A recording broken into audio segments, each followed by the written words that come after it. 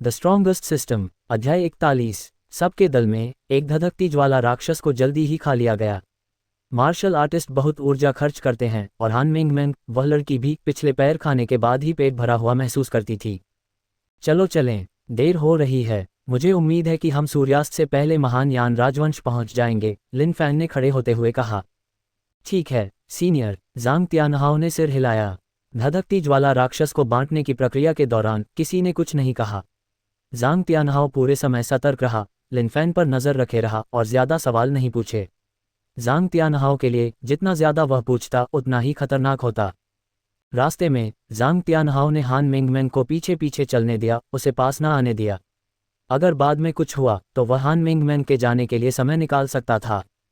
यात्रा के दौरान बाकी कुछ लोग भी जानबूझकर अपनी गति तेज कर रहे थे, क्योंकि वे जल्दी महान यान राजवंश पहुंचना चाहते थे।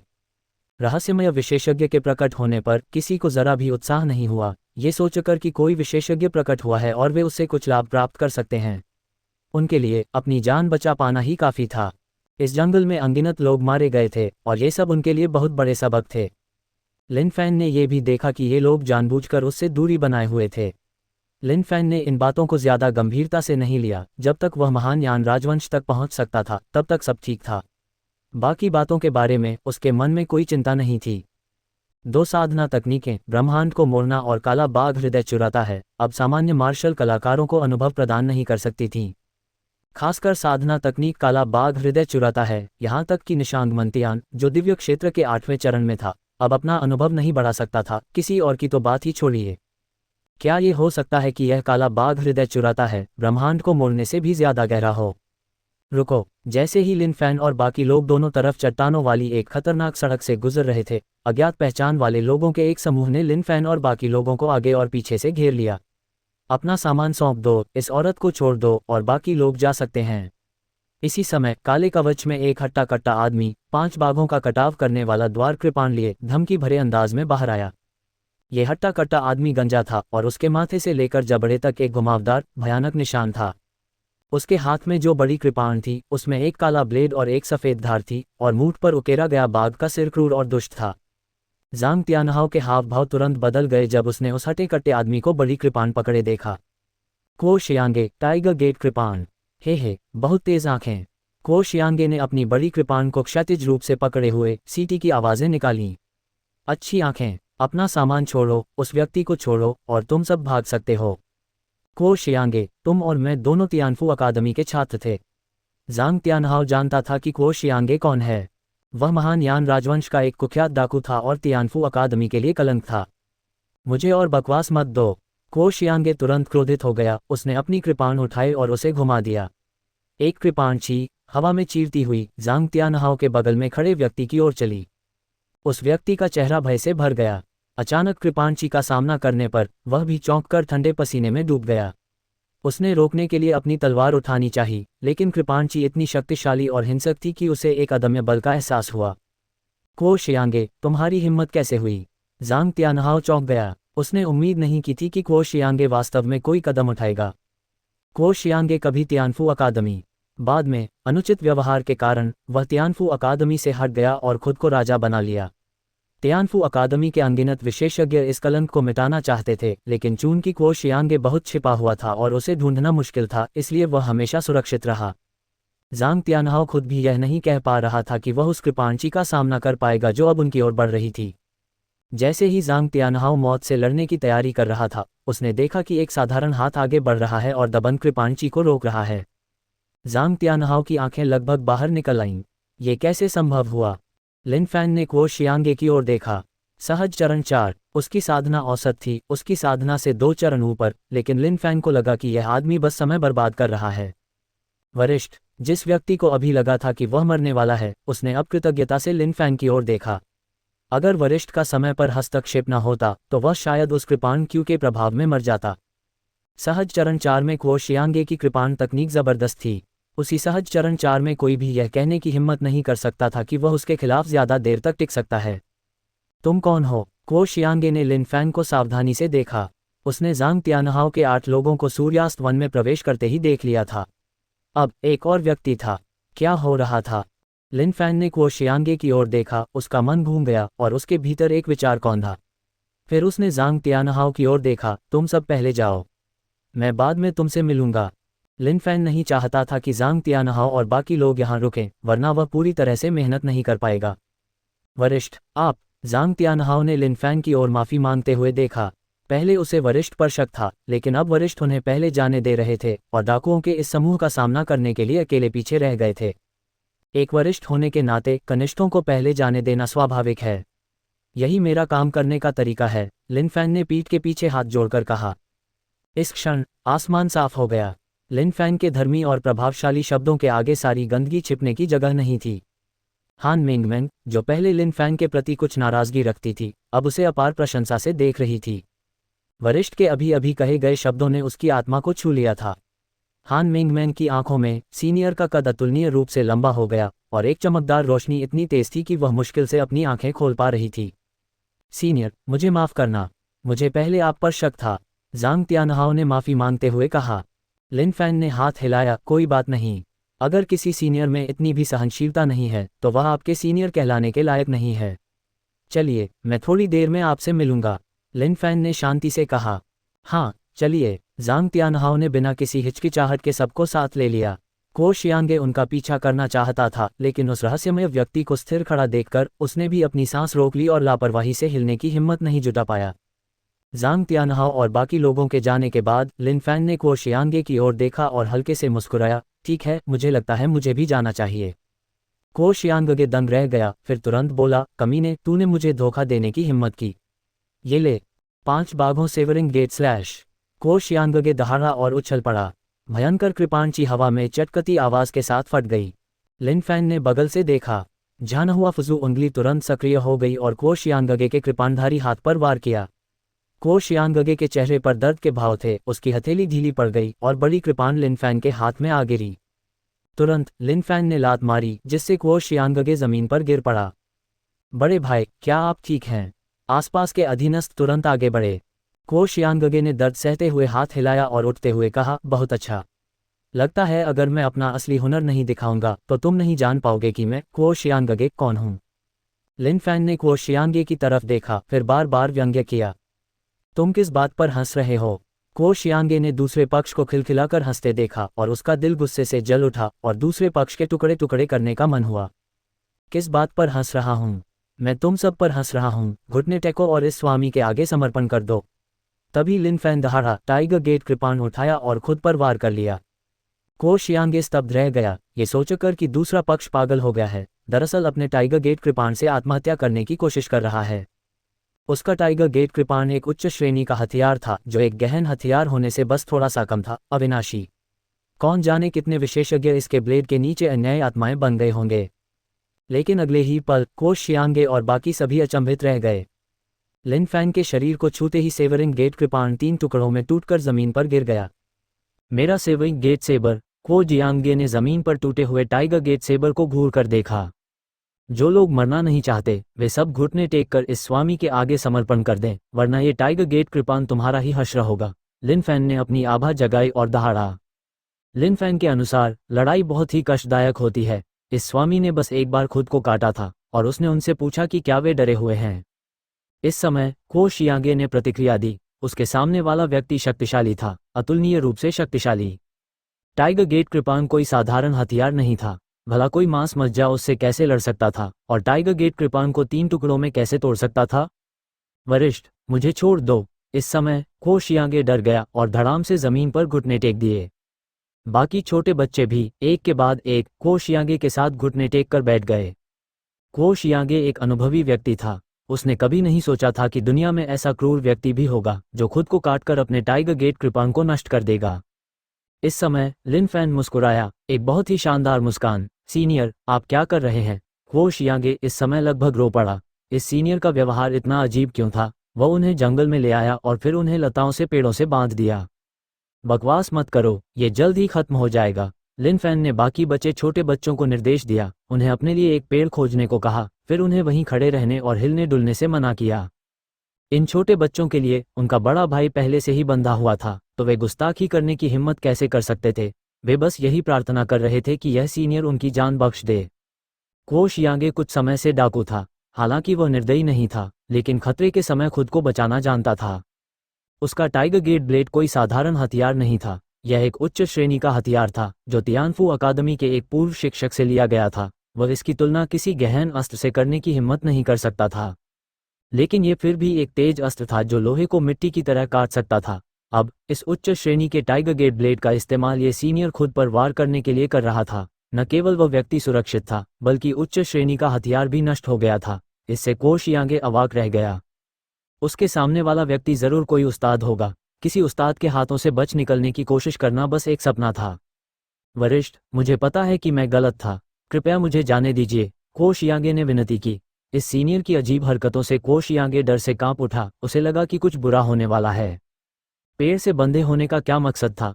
और सीनियर के चेहरे पर कभी कभार आने वाली मुस्कान देखकर को शियांगे और भी सिहर उठता। चिंता मत करो, मैं तुम्हारी जान नहीं लूंगा, मैं बस चाहता हूं कि तुम मेरा साथ दो। सभी डाकुओं को बांधने के बाद लिन फैन ने संतुष्टि से ताली बजाई। वरिष्ठ, मैं जरूर सहयोग करूंगा, को शियांगे ने जल्दी से कहा। अब जब बात यहां तक पहुंच गई थी तो उसने अपनी नियति स्वीकार कर ली। किसी को भी नहीं लगता था कि वे काफी समय तक जीवित रहे हैं। अगर वे जीवित रह सकते थे तो स्वाभाविक रूप से वे जीना चाहते थे।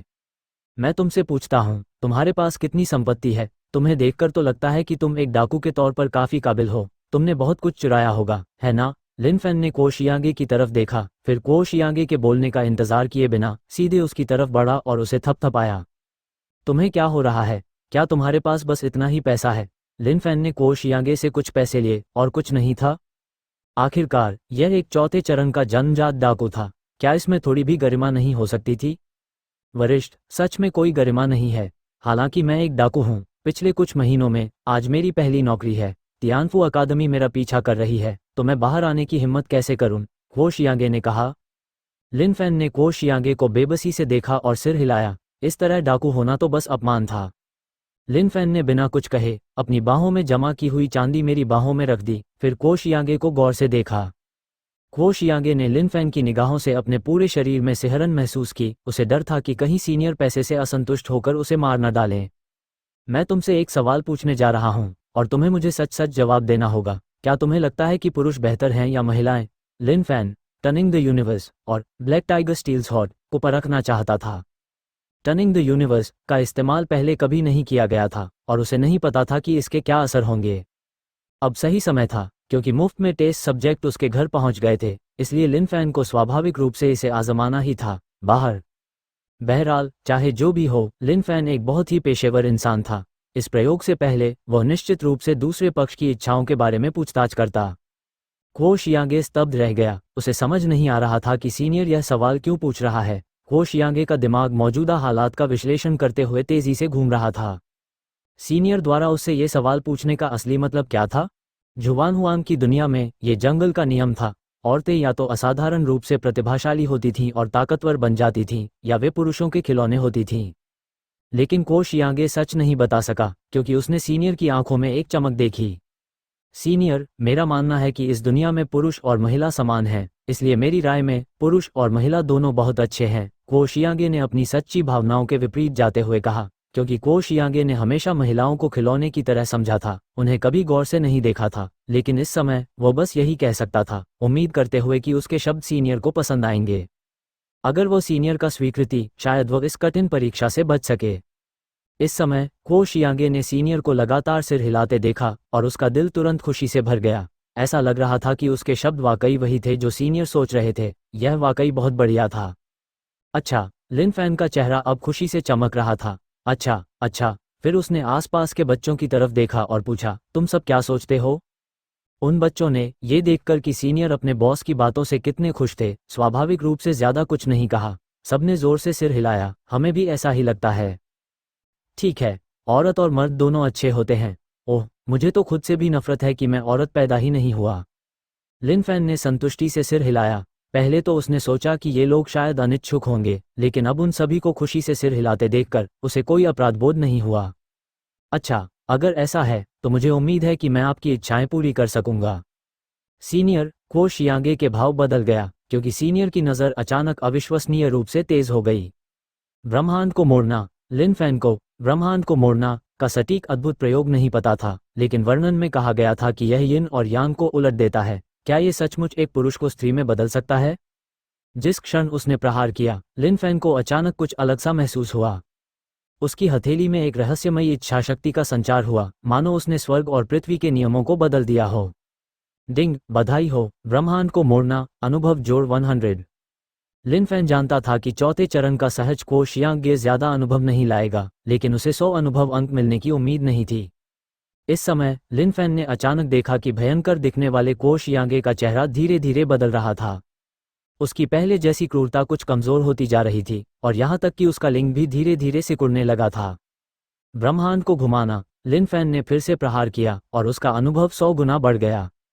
इस बार लिन फैन ने देखा कि कोष यांगे का चेहरा, जो पहले एक नाजुक रूप में बदल रहा था, अब अपने मूल रूप में वापस आ रहा था।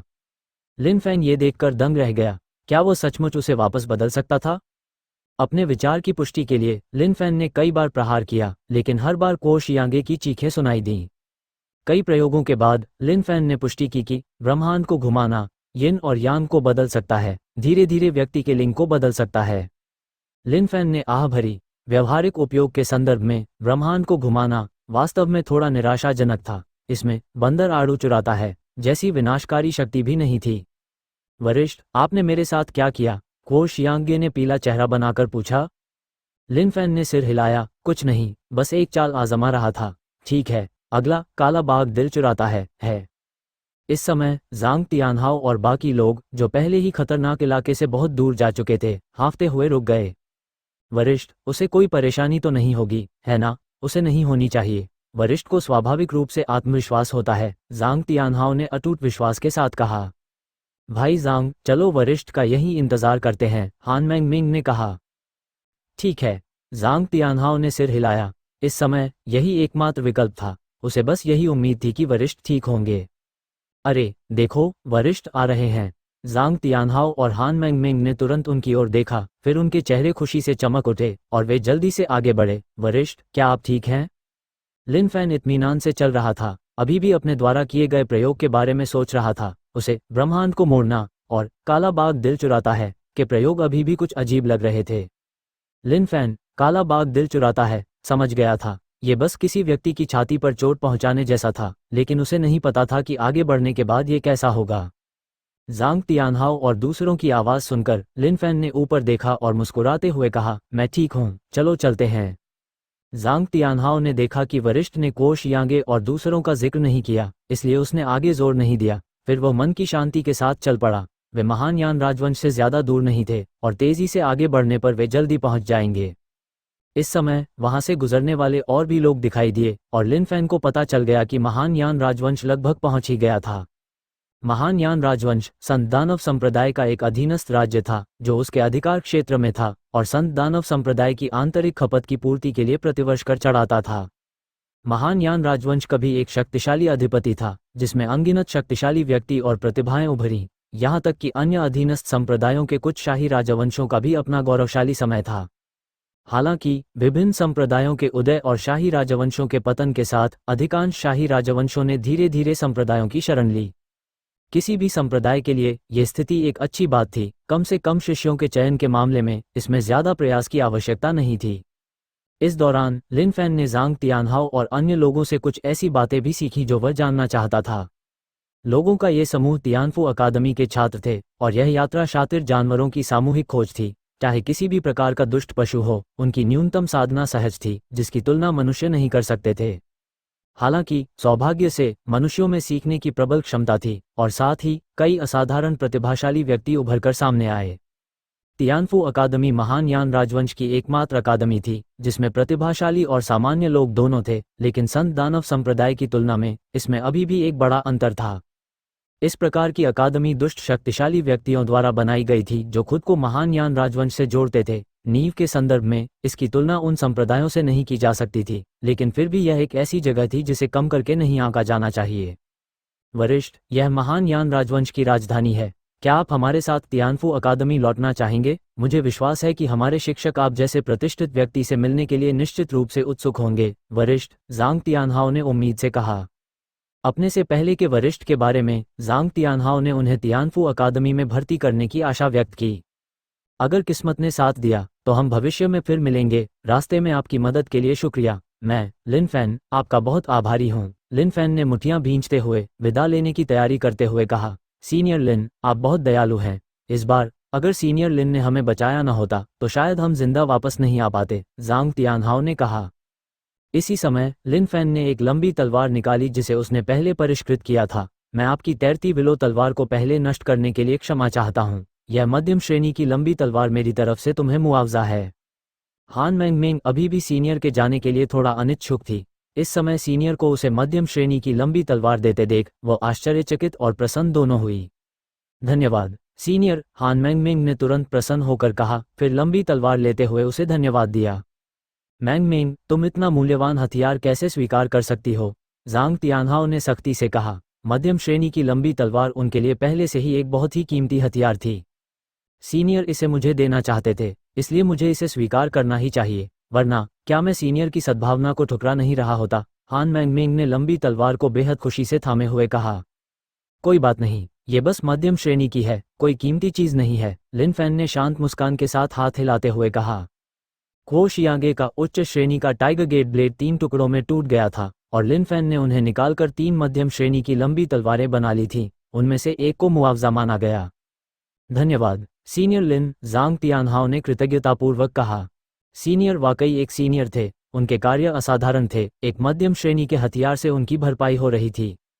ये देखकर कि देर हो रही है, लिन फैन ने ज़ांग तियानहाओ और बाकी लोगों को अलविदा कहा, फिर शहर में दाखिल हुआ और पूर्व की ओर चल पड़ा। लिन फैन महान यान राजवंश से अपरिचित था और उसका कोई खास ठिकाना नहीं था। वह बस ये देखना चाहता था कि यह महान यान राजवंश कैसा था। हालांकि एक नज़र डालने पर लिन फैन आह भरने से खुद को रोक नहीं पाया। ये भव्य और जीवंत था। ये शाही राजधानी ग्रेट यान थी। वरिष्ठों को धीरे धीरे वापस जाते देख ज़ांग तियानहाओ और बाकी लोग होश में आ गए। मुझे आश्चर्य है कि हम वरिष्ठों से फिर कब मिलेंगे, ज़ांग तियानहाओ ने कहा। हालांकि वह लिन फैन को बहुत कम समय से जानता था, फिर भी वह लिन फैन की धार्मिक आभा से बहुत प्रभावित था। सीनियर सिस्टर हान बहुत भाग्यशाली हैं कि उन्हें सीनियर से मध्यम श्रेणी की लंबी तलवार मिली है। बड़ी बहन, इस लंबी तलवार का क्या नाम रखोगी? बाकी लोग हान मैंगमेंग के हाथ में लंबी तलवार को ईर्ष्या से देखने लगे। हान मैंगमेंग ने मध्यम श्रेणी की लंबी तलवार अपने हाथ में पकड़ी।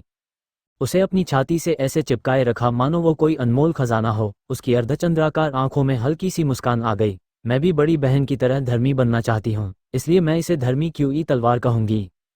इस समय सूर्यास्त वन में खो शियांगे और बाकी लोग जमीन पर बेहोश पड़े थे। एक बाज आसमान में उड़ रहा था, मानो ये देख रहा हो कि क्या ये शिकार पहले ही मर चुके हैं। इस समय खो शियांगे थोड़ा कांप उठा, फिर उसने अपनी आंखें खोलीं और उसका हाव भाव तुरंत बदल गया। मरा नहीं। खो शियांगे ने आसपास के वातावरण को देखा, पाया कि वह अभी भी वही जगह थी। लेकिन जैसे ही उसने ये कहा, खो शियांगे के चेहरे पर अचानक अविश्वास का भाव आ गया। मेरी आवाज़, ये कैसे हो सकता है? हो तीखी, कोमल, क्या यही उसकी आवाज़ थी? इसी समय खो शियांगे ने अपना चेहरा छुआ। उसकी पहले खुरदरी त्वचा अब अविश्वसनीय रूप से चिकनी हो गई थी। खो शियांगे की उंगलियां उसके गले को छूते ही थोड़ी कांप उठीं। सपाट सपाट, मेरा एडम्स एप्पल कहाँ है? आखिर क्या हुआ? खो शियांगे के माथे पर ठंडा पसीना आ गया और उसके दिल में डर की लहर दौड़ गई। और ठीक इसी समय खो शियांगे को अचानक अपनी जांघों में एक अजीब सी सनसनी महसूस हुई, मानो कुछ छूट गया हो। क्या ऐसा हो सकता है? खो शियांगे ने कल्पना करने की हिम्मत नहीं की, लेकिन फिर भी अपने दिल में डर को सहते हुए उसने अपनी जांघें खोल दी। लेकिन एक नज़र में ही खो शियांगे गुस्से से भर गया और मुंह से ताज़ा खून की एक बूंद बह निकली। ये चला गया, ये कैसे चला गया? आखिर क्या हो रहा है? क्या तुमने काले कपड़े पहने किसी को गुजरते देखा है? इस समय खो शियांगे ने घबराकर अपने बगल से एक सवाल सुना और तुरंत गुस्से से दहाड़ा, चले जाओ। और तभी एक ठंडी खर्राटों की आवाज़ आई। खो शियांगे का दिमाग अचानक घूम गया और उसने मुंह में खून थूक दिया। उसका चेहरा बेहद पीला पड़ गया। इस समय खो शियांगे ने उस नवागंतुक की ओर देखा जो काले कपड़े पहने हवा में तैर रहा था। उसका चेहरा धुंधला था, लेकिन इस व्यक्ति ने खो शियांगे को एक बहुत ही खतरनाक एहसास दिया। वरिष्ठ, मैं खो शियांगे बोलना चाहता था, लेकिन काले कपड़े वाले आदमी ने आश्चर्य से एक आवाज़ निकाली और खो शियांगे का शरीर तुरंत काले कपड़े वाले आदमी के सामने बेकाबू होकर तैरने लगा। वरिष्ठ, मेरी जान बख्श दो। खो शियांगे को अब मरने का मन कर रहा था। उसे एक के बाद एक विकृत लोगों का सामना क्यों करना पड़ा? वह जन्मजात चतुर्थ चरण का एक मजबूत व्यक्ति था, फिर भी अब उसके साथ चींटी की तरह छेड़छाड़ की जा रही थी। यिन यांग दुष्ट शरीर, एक यिन यांग दुष्ट शरीर जो 10,000 साल में एक बार दिखाई देता है, असल में मैंने ही खोजा था। जोंग हिंटियन, हा। काले कपड़े पहने आदमी ने आसमान की तरफ देखा और जोर से हंसा। तुरंत ही रेत और पत्थर उड़ गए, पेड़ गिर गए और एक ऊंची आभा निकली जो उसके दिल की खुशी को बयां कर रही थी। वरिष्ठ, इस समय को शियांगे लगभग पेशाब करने से डर गया। यह व्यक्ति निश्चित रूप से एक पागल था। क्या यिन यांग दुष्ट शरीर, जल्दी करो और मुझे जाने दो। ऐसे अद्भुत शरीर की खोज के बाद ये यात्रा व्यर्थ नहीं गई।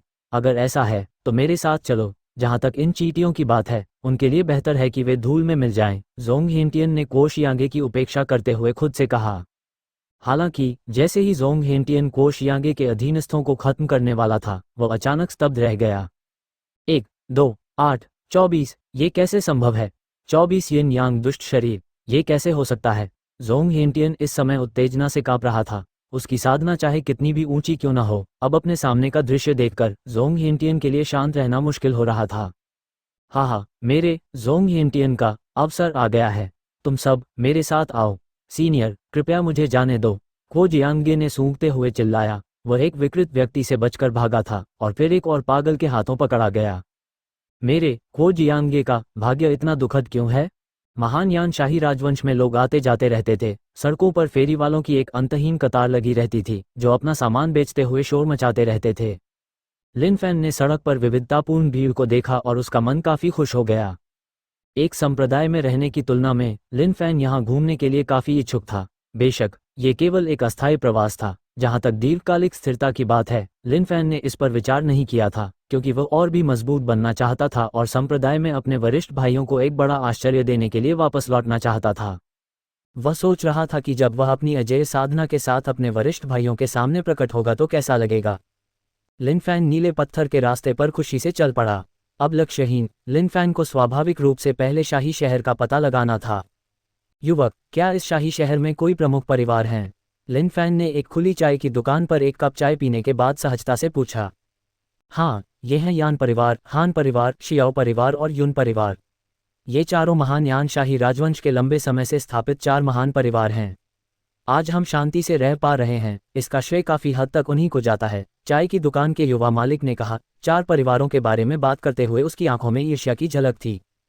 लिन फैन ने सिर हिलाया, कोई और सवाल नहीं पूछा। फिर को शियांगे से जब्त की गई चांदी मेज पर रख दी और शाही शहर की खोज जारी रखने के लिए तैयार होकर चला गया। लिन फैन कई भव्य हवेलियों और बड़े आंगन से गुजरा और चाय की दुकान के मालिक द्वारा बताए गए 4 महान परिवारों को भी देखा। अपने घरों से ही वे सचमुच अपने नाम के अनुरूप 4 महान परिवार, शानदार और बेहद धनी थे। लिन फैन के पास वास्तव में एक छोटी सी योजना थी। फिलहाल उसकी साधना को बेहतर बनाने के कुछ ही तरीके थे: लोगों को मारना, खतरनाक जानवरों को मारना या औषधीय गोलियां खाना। और लिन फैन की राय में औषधीय गोलियां खाना सबसे ज्यादा संतोषजनक, तेज और बिना किसी दुष्प्रभाव के था। लेकिन जब लिन फैन एक कड़ी सुरक्षा वाली जगह पर पहुंचा तो वह वहां बहुत देर तक खड़ा रहा। यह शाही महल था, वह जगह जहां महान यान शाही राजवंश के यान सम्राट रहते थे। यह एक विशाल खजाना था। यह एक बहुत ही कठिन कालकोठरी भी थी। क्या कर रहे हो यार? चुपचाप खड़े रहो, भागो मत। इसी समय लिन फैन ने प्रवेश द्वार पर पहरेदारों को अपनी ओर आते देखा। डरकर लिन फैन भाग गया, साथ ही उसे बहुत गुस्सा भी आ रहा था। उसने बस कुछ ही बार देखा था, क्या इतना अमित्र होना जरूरी था? जब लिन फैन ने पुष्टि की कि पहरेदार उसका पीछा नहीं कर रहे हैं तो उसने राहत की सांस ली। लिन फैन ने इन कुछ जगहों पर बार बार नजर रखने की योजना बनाई। एक बार जब वह स्थिति से परिचित हो गया तो वह आगे बढ़ सका। तियानफू अकादमी के प्रवेश द्वार पर लिन फैन को पता नहीं था कि वह कहाँ चला गया था, लेकिन जब उसने तियानफू अकादमी देखी तो वह रुक गया। प्रवेश द्वार पर 2 घोषणाएं हो रही थीं और लिन फैन सोच में पड़ गया। अब उसके पास पहचान की कमी थी। तियानफू अकादमी उस समय शिक्षकों और छात्रों दोनों की भर्ती कर रही थी। जाहिर है लिन फैन के लिए छात्र होना बहुत ही तुच्छ बात थी। उसे निश्चित रूप से एक शिक्षक बनना था। आखिरकार लिन फैन का मानना था कि उसके पास एक शिक्षक जैसा आचरण है। तियानफू अकादमी के प्रवेश द्वार पर 13 या 14 साल के लग रहे युवाओं की एक लंबी कतार इंतजार कर रही थी। लिन फैन दूसरे भर्ती डेस्क पर गया जहां बहुत कम लोग थे। अरे, मैं यहाँ शिक्षक बनने के लिए आवेदन करने आया हूँ, लिन फैन ने भर्ती डेस्क के पास जाते हुए कहा। भर्ती डेस्क पर एक हट्टा कट्टा आदमी बैठा था जिसकी मूंछें हैंडलबार जैसी थीं। किसी को आवेदन करने आते देख वह तुरंत सीधा बैठ गया, उसका उत्साह बढ़ा। क्या तुम शिक्षक बनना चाहते हो? हटे कट्टे आदमी ने लिन फैन को ध्यान से देखा, उसकी आंखों में चमक थी। हाँ, लिन फैन ने सिर हिलाया। वाह, हमारी तियानफू अकादमी शिक्षकों के लिए उदार लाभ प्रदान करती है, लेकिन आपको पहले 10 तैल चांदी का पंजीकरण शुल्क देना होगा, हटे कट्टे आदमी ने मुस्कुराते हुए कहा। लिन फैन को पैसों की ज्यादा समझ नहीं थी, वैसे भी सब कुछ जब्त कर लिया गया था, इसलिए उसने उसकी कद्र नहीं की और अपने पास बचे कुछ तैल चांदी के सिक्के मेज पर फेंक दिए। पैसे देखकर हटे कट्टे आदमी का दिल खुश हो गया और उसने लिन फैन का गर्मजोशी से स्वागत किया। मेरे पीछे आओ, अगर तुम मूल्यांकन में पास हो गए तो तुम तियानफू अकादमी के एक शानदार शिक्षक बन सकते हो, हटे कट्टे आदमी ने कहा। जल्द ही हटे कट्टे आदमी लिन फैन को लकड़ी और बांस से बने एक घर में ले गया। अंदर कोई तुम्हारा मूल्यांकन करेगा, शुभकामनाएं। लिन फैन के अंदर जाने के बाद हटे कट्टे आदमी ने दरवाज़ा बंद किया, हाथ में चांदी तौली और हल्का सा मुस्कुराया। बुरा नहीं, हाथ में और 10 टैल। हटे कट्टे आदमी को लगा कि यह आदमी जल्द ही चोटिल और सूजे हुए चेहरे के साथ बाहर आएगा। शिक्षकों की भर्ती तो सही थी, लेकिन ज़रूरतें बहुत ज़्यादा थीं। जब से तियानफू अकादमी ने शिक्षकों की भर्ती का नोटिस जारी किया था, अनगिनत लोग आवेदन करने आए थे, लेकिन सभी असफल रहे। हट्टा कट्टा आदमी खुशी खुशी प्रवेश द्वार पर इंतजार कर रहा था, चुपचाप समय गिन रहा था, सोच रहा था कि यह आदमी कब तक टिक पाएगा। तभी अंदर से कोई बाहर आया। हट्टा कट्टा आदमी हैरान रह गया, इतनी जल्दी नहीं। असफल। हटे कट्टे आदमी ने देखा कि बाहर आने वाला व्यक्ति लिन फैन था और तुरंत बहुत सहानुभूतिपूर्ण भाव से अफसोस के साथ बोला। लिन फैन ने अपनी गर्दन घुमाई, उसके चेहरे पर हल्की सी मुस्कान आ गई। उसे कक्षा डिंगजी 1 में जाने दो, कमरे के अंदर से एक आवाज़ आई। हालांकि आवाज़ शांत थी, उस शांति में दबा हुआ गुस्सा झलक रहा था। हट्टा कट्टा आदमी स्तब्ध था, उसे यकीन नहीं हो रहा था। क्या यह आदमी वाकई कामयाब हुआ? 100 से ज़्यादा लोग पहले भी आवेदन कर चुके थे और असफल रहे थे, फिर भी यह हालांकि क्लास डिंगजी 1 उतना अच्छा नहीं लग रहा था। लग रहा था कि यह आदमी बस किस्मत का मारा है, उसकी ताकत ज़्यादा नहीं थी, लेकिन उन कम होनहार शिष्यों को सिखाने में कोई दिक्कत नहीं होनी चाहिए। समझ गया। हटे कट्टे आदमी ने अंदर बैठे व्यक्ति को सम्मानपूर्वक जवाब दिया और फिर लिन फैन को ले गया। जाने से पहले लिन फैन ने पीछे मुड़कर देखा। इस बार लिन फैन आधिकारिक तौर पर अपनी ताकत का आकलन कर सकता था। लिन फैन ने ब्रह्मांड को मोड़ना या काला बाघ दिल चुराता है का इस्तेमाल नहीं किया, बल्कि नियमित साधना तकनीक, पीछा करने वाली पवन तलवार कला और अचल सम्राट मुट्ठी का इस्तेमाल किया।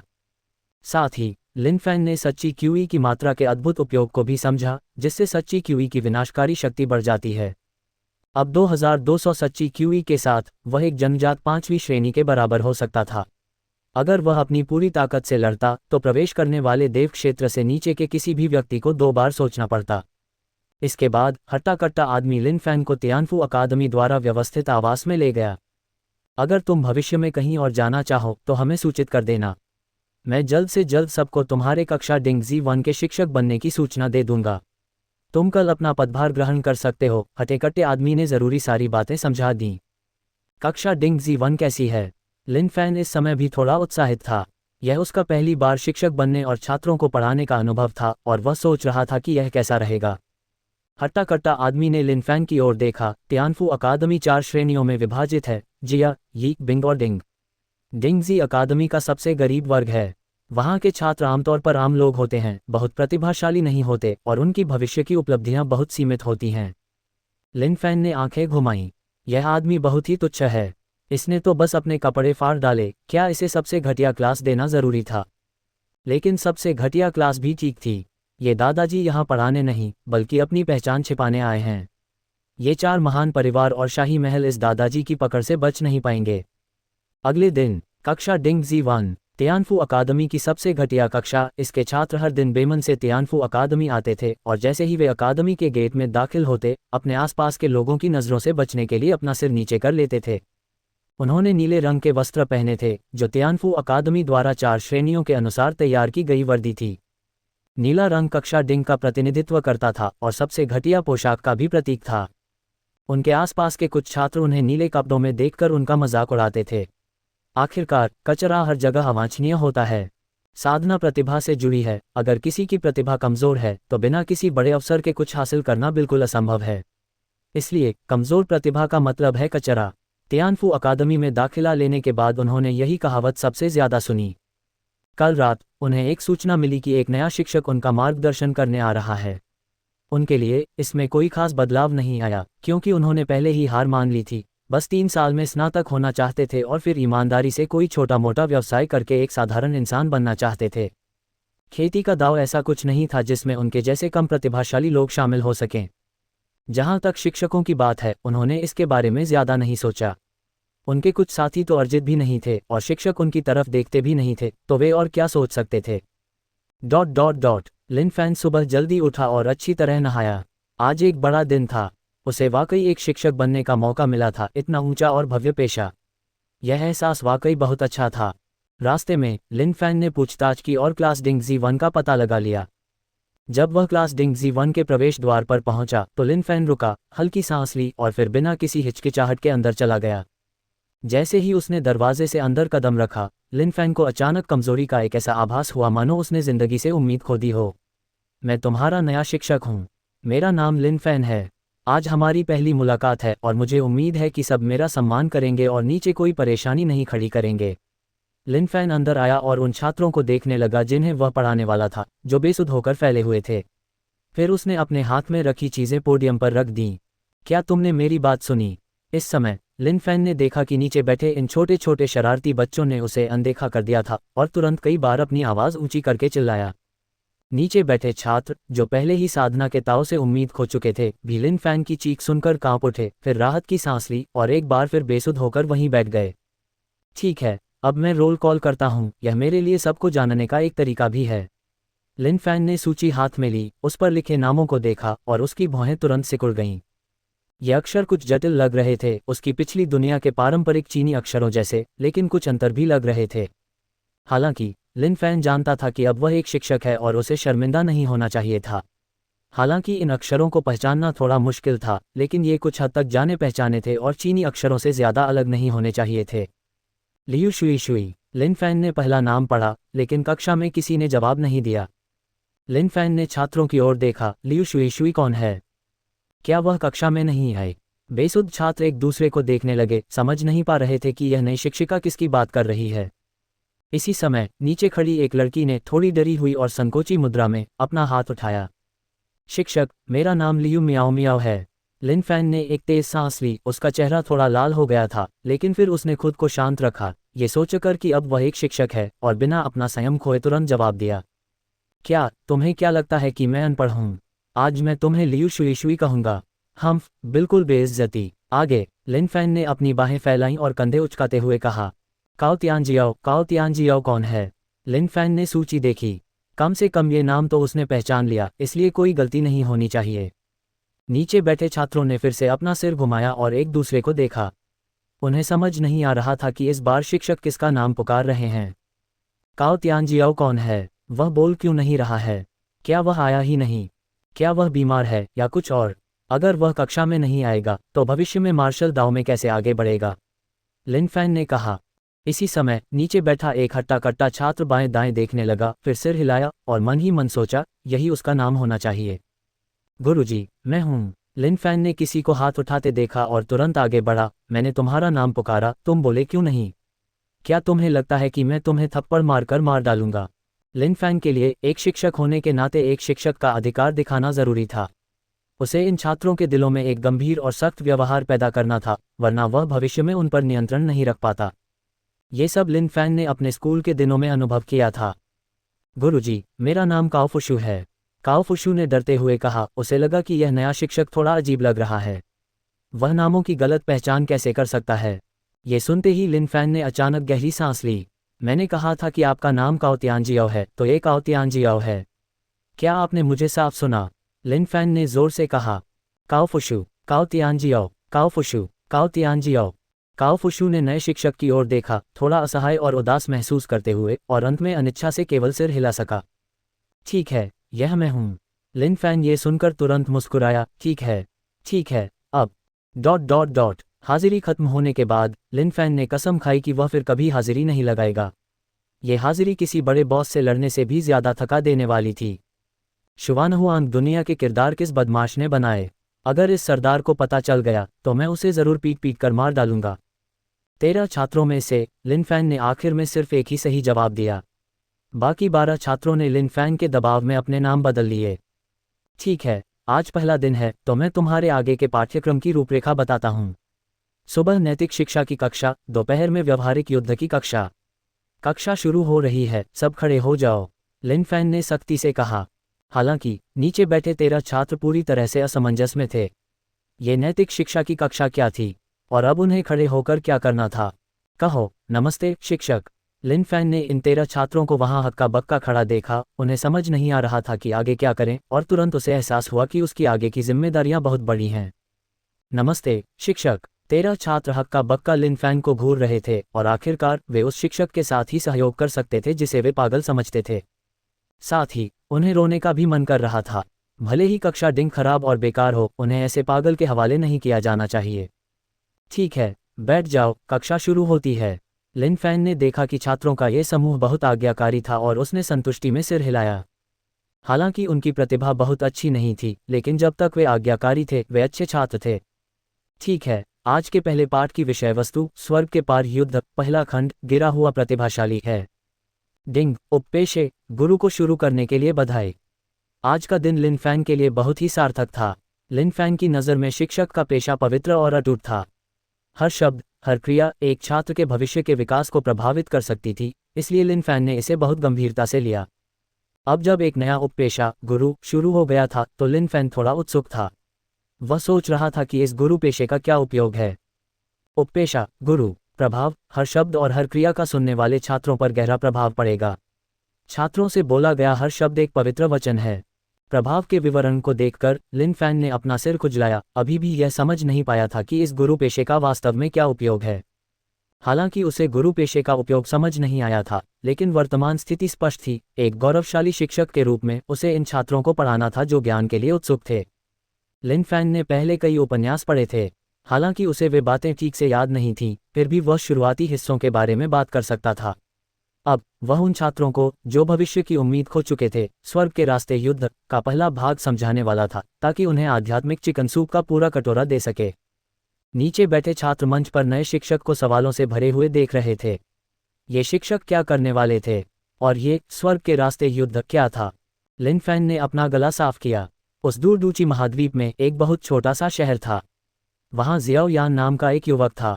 नीचे बैठे छात्रों को समझ नहीं आ रहा था कि शिक्षक किस बारे में बात कर रहे हैं या ये दूची महाद्वीप कहाँ है। लेकिन जैसे जैसे शिक्षक बोलते रहे वे धीरे धीरे ध्यानमग्न होते गए। शिक्षक की आवाज़ जादू से भरी हुई लग रही थी, उनके दिलों में गहराई तक उतर रही थी। लिन फैंग ने नीचे बैठे छात्रों के हाव भाव देखे और संतुष्टि से सिर हिलाया। ऐसा लग रहा था कि प्रभाव बुरा नहीं था, इसलिए उन्होंने समझाना जारी रखा। यह जियाओ यान एक प्रतिभाशाली व्यक्ति था। वह घमंडी था, आत्मविश्वासी था और उसके साथी उससे ईर्ष्या करते थे, उससे जलते थे, लेकिन कोई भी उससे आगे नहीं निकल सकता था। एक दिन जियाओ यान, जिसे एक प्रतिभाशाली व्यक्ति माना जाता था, उसकी साधना रातों रात गायब हो गई और वह बेकार बन गया जिसके बारे में हर कोई बात करता था। जो लोग पहले उसकी चापलूसी करते थे अब उसका मजाक उड़ाते और उसका उपहास करते थे। उसका पूर्व गौरव रातों रात गायब हो गया। लिन फैंग अपनी वाक्पटुता पर बहुत आश्वस्त था।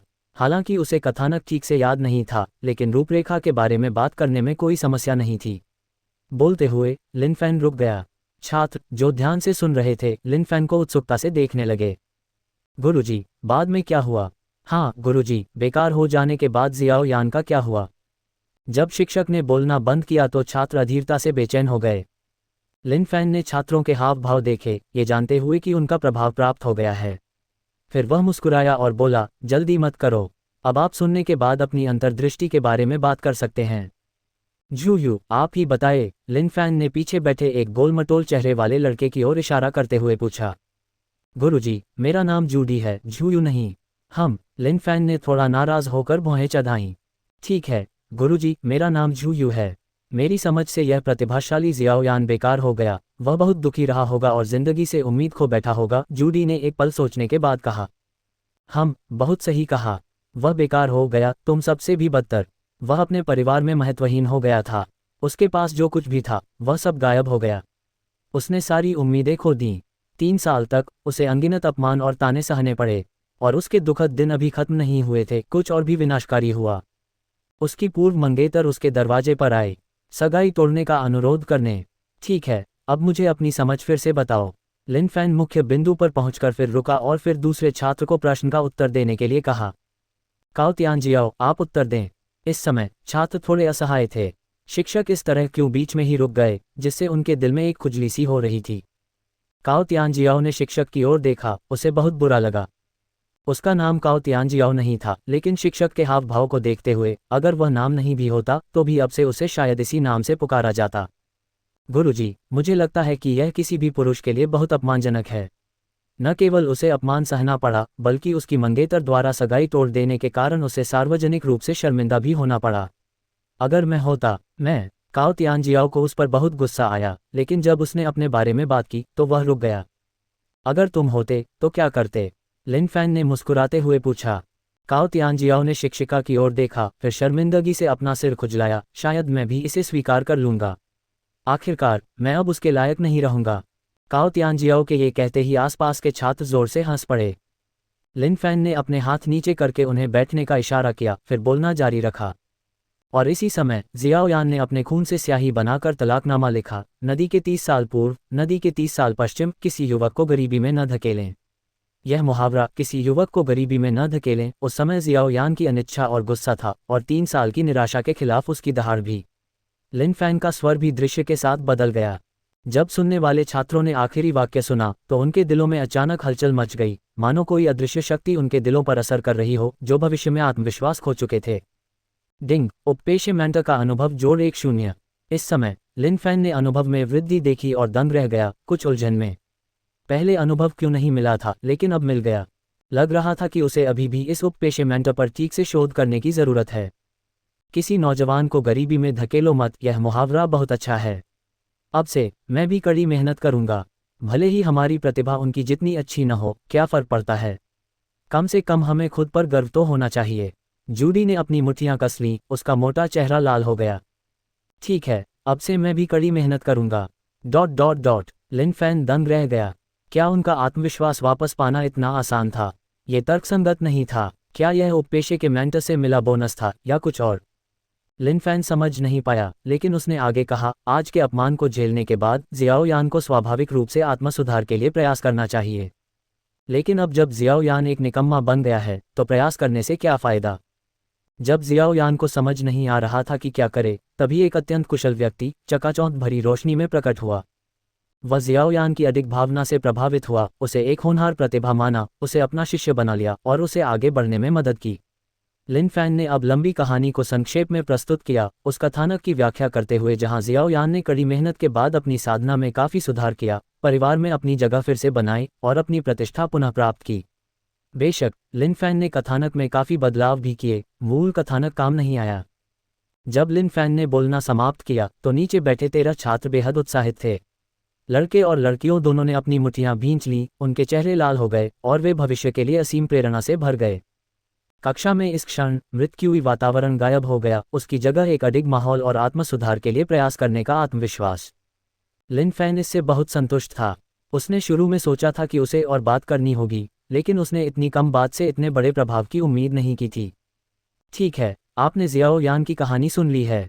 अब पूरे पाठ को एकीकृत करते हुए आपको क्या लगता है कि इसमें सबसे महत्वपूर्ण बात क्या है? लिन फैन ने अपनी बाहें पार करते हुए छात्रों की ओर आत्मविश्वास से मुस्कुराते हुए कहा। गुरुजी, मुझे लगता है कि सबसे महत्वपूर्ण बात एक अडिग हृदय होना है। मजबूत बनो, अपमान सहो और हार मत मानो। कड़ी मेहनत करो, चलो। लिन फैन ने बड़बड़ाते छात्रों की ओर देखा, अपना सिर थोड़ा हिलाया, उनकी अंतर्दृष्टि से अपनी असहमति व्यक्त की। गुरुजी, आपको क्या लगता है कि सबसे महत्वपूर्ण बात क्या है? शिक्षक को लगातार सिर हिलाते देख लियू मियाओ मियाओ ने पूछा। लिन फैन ने लियू मियाओ मियाओ की ओर देखा। लियू शुई और बाकी सब, आपने जो कहा वह भी एक महत्वपूर्ण बात है, लेकिन ये सबसे महत्वपूर्ण नहीं है। शिक्षक का मानना है कि सबसे महत्वपूर्ण बात यह है कि जियो यान को एक अच्छा शिक्षक मिले, यानी मेरे जैसा एक अच्छा शिक्षक। आप क्या सोचते हैं? लिन फैन को लगा कि इन छात्रों का दिमाग थोड़ा धीमा है। उन्होंने इतनी सीधी बात कही थी, फिर भी उन्हें अभी भी समझ नहीं आया कि मुख्य बात क्या थी। लियू मियाओ मियाओ और बाकी सभी दंग रह गए, जाहिर है उन्हें इसकी उम्मीद नहीं थी। ये देखकर कि वे अभी भी थोड़े भ्रमित थे, लिन फैन बस असहाय होकर अपना सिर हिला सका और कहा, देखो, वह जियोयान बेकार हो गया था। वह अकेले कैसे अपने पैरों पर खड़ा हो सकता था? क्या इसलिए नहीं कि उसे एक अच्छा शिक्षक मिला था? तो ये शिक्षक जियोयान के लिए अपनी प्रतिष्ठा वापस पाने के लिए बहुत ज़रूरी था। इस शिक्षक के मार्गदर्शन के बिना जियोयान अपनी बात की उपलब्धियां हासिल नहीं कर पाता। क्या आपको लगता है कि शिक्षक सही है? शिक्षक का विश्लेषण सुनकर लियू म्याओ म्याओ और अन्य लोगों ने एक पल के लिए उस पर विचार किया और महसूस किया कि शिक्षक बहुत ही उचित थे। फिर एक दूसरे की ओर देखने के बाद वे तुरंत सम्मानपूर्वक खड़े हो गए और लिन फैन को प्रणाम किया। गुरुजी, कृपया हमें भविष्य में अच्छी तरह से प्रोत्साहित करें। हम भी जियाओयान जैसे लोग बनना चाहते हैं। हम जीवन भर बेकार नहीं दिखना चाहते। कृपया गुरुजी। इस समय लिन फैन ने बड़े संतोष से सिर हिलाया। ये छात्र सीखने योग्य थे, उनके लिए कहानी के महत्वपूर्ण बिंदु को समझना आसान नहीं था। डिंग, उपपेशे के गुरु को बधाई, अनुभव जोड़ 1-0। डिंग, उपपेशे के गुरु को बधाई, अनुभव जोड़ 1-0। डिंग, उपपेशे के गुरु को बधाई, सेज टीचर में अपग्रेड हो गए। डिंग, सेज टीचर फंक्शन अनलॉक करने के लिए बधाई। लिन फैन को उम्मीद नहीं थी कि deputy career mentor vice professional mentor बिना किसी चेतावनी के अचानक इतना बेहतर हो जाएगा। आज का पाठ यहीं समाप्त होता है। मुझे उम्मीद है कि जब मैं आज दोपहर कक्षा में वापस आऊँगा तो आप सभी बिना किसी अनुपस्थिति के उपस्थित होंगे।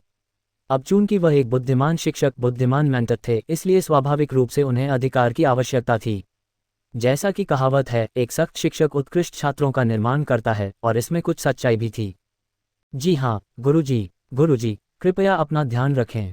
छात्रों की सम्मानपूर्ण और स्नेह भरी निगाहों को महसूस करते हुए लिन फैन ने संतुष्टि से सिर हिलाया। ये आत्मा के लिए चिकन सूप वास्तव में एक शाश्वत दिव्य अमृत था।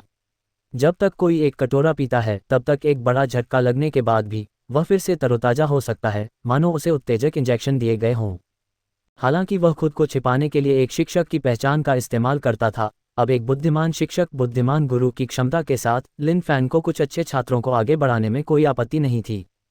ये छात्र अपनी कमजोर योग्यता के साथ दूसरों की नज़र में कचरा समझे जाते थे। अगर उन्हें एक प्रतिभाशाली बुद्धिमान शिक्षक, बुद्धिमान गुरु का मार्गदर्शन न मिले तो शायद जीवन भर ऐसे ही रहेंगे।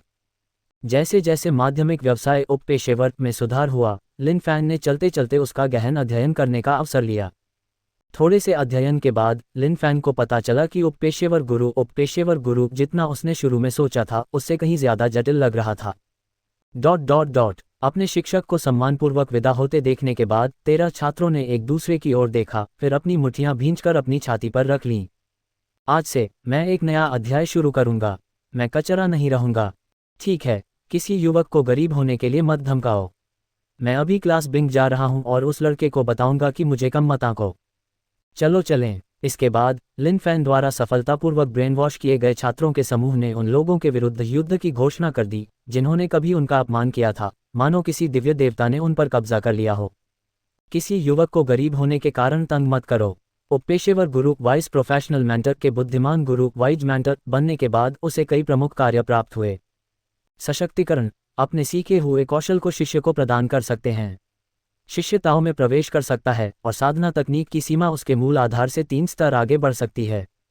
बोध क्षमता, धैर्यपूर्ण मार्गदर्शन और कहानी सुनाने से शिष्य की बोध क्षमता में वृद्धि हो सकती है।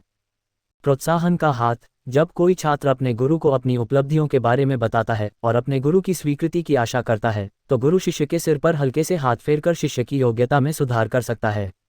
एक बुद्धिमान गुरु योग्यता को एक प्रतिभाशाली व्यक्ति के स्तर तक बढ़ा सकता है। लिन फैन को लगा कि ये तीनों कार्य वास्तव में असामान्य थे। खासकर बोध क्षमता और प्रोत्साहन का हाथ, ये पूरी तरह से स्वर्ग विरोधी क्षमताएं थीं। किसी व्यक्ति की योग्यता जन्मजात होती है, जो उसके जन्म के क्षण से ही स्वर्ग द्वारा निर्धारित होती है। जब तक कि वह संत श्रेणी की औषधीय गोली, सर्वोच्च गोली न हो जो किसी की योग्यता को बदल सकती है, तब तक शायद कोई और तरीका नहीं है। लिन फैन ने योग्यता पर भी कुछ शोध किया था: साधारण, प्रतिभाशाली, अद्वितीय प्रतिभा और शाश्वत प्रतिभा। लिन फैन ने अपने वरिष्ठ भाइयों को इन 4 श्रेणियों के बारे में बात करते सुना था।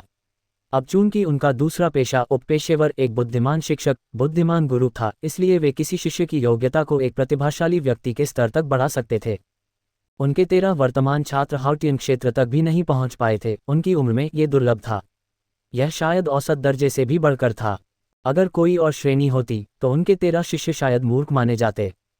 तियानफू अकादमी में जिया, यी, बिंग और डिंग कक्षाओं में सैकड़ों या हजारों छात्र थे। डिंग कक्षा के छात्र मूलतः परित्यक्त छात्र थे। तियानफू अकादमी में प्रवेश की कोई सख्त आवश्यकताएं नहीं थी। उम्र पूरी होने पर ही कोई दाखिला ले सकता था। महान यान राजवंश की जनसंख्या को देखते हुए अगर सभी ने दाखिला ले लिया तो तियानफू अकादमी शायद खुद को बनाए नहीं रख पाएगी। हालांकि कम योग्यता वाले कुछ बच्चों ने साधना का मार्ग छोड़ दिया, छोटे व्यवसाय शुरू कर दिए या भविष्य में भाग्यशाली होने पर कोई छोटा मोटा आधिकारिक पद पाने की उम्मीद में पढ़ाई की। बुद्धिमान शिक्षक बुद्धिमान गुरु के 3 प्रमुख कार्यों को अच्छी तरह समझने के बाद लिन फैन को लगा कि अब उसे चीज़ों की अच्छी समझ हो गई है। सशक्तिकरण का कार्य भी काफ़ी अच्छा था। उदाहरण के लिए अगर वह इन छात्रों को टाइटेनियम स्तर के दानव शरीर से सशक्त बनाता तो ये छात्र टाइटेनियम स्तर के दानव शरीर, जिसके मूल रूप से केवल 3 स्तर थे, कुछ 6 स्तरों तक विकसित कर पाते। सामान्य लोगों के लिए ये पहले से ही एक सर्वोच्च उपलब्धि होती। बेशक लिन फैन इस विसंगति को उस गणना में शामिल नहीं किया जा सकता था। कुछ ही देर बाद लिन फैन तियानफू अकादमी के कैफेटेरिया में पहुंचा। इस कैफेटेरिया में केवल शिक्षकों के लिए भोजन था, ज़्यादातर छात्र घर पर ही रहते थे। जो लोग भोजन के लिए रुकते थे वे भुगतान करके भोजन कर सकते थे। लिन फैन ने कैफेटेरिया में स्थिति देखी, वहाँ शिक्षक और छात्र दोनों थे। जो छात्र प्रतीत हो रहे थे उनके पास भी असाधारण आभा थी, वे क्लास जिया पोशाक पहने हुए थे, उनके द्वारा पढ़ाए गए छात्रों से बिल्कुल अलग। सहज प्रथम चरण, सहज द्वितीय चरण ... लिन फैन ने कमरे पर नज़र डाली, ज़्यादातर लोग अर्जित क्षेत्र में थे। तियानफू अकादमी में उन्हें असाधारण रूप से प्रतिभाशाली कहा जा सकता था, लेकिन संत दानव संप्रदाय की तुलना में उनमें अभी भी एक बड़ा अंतर था।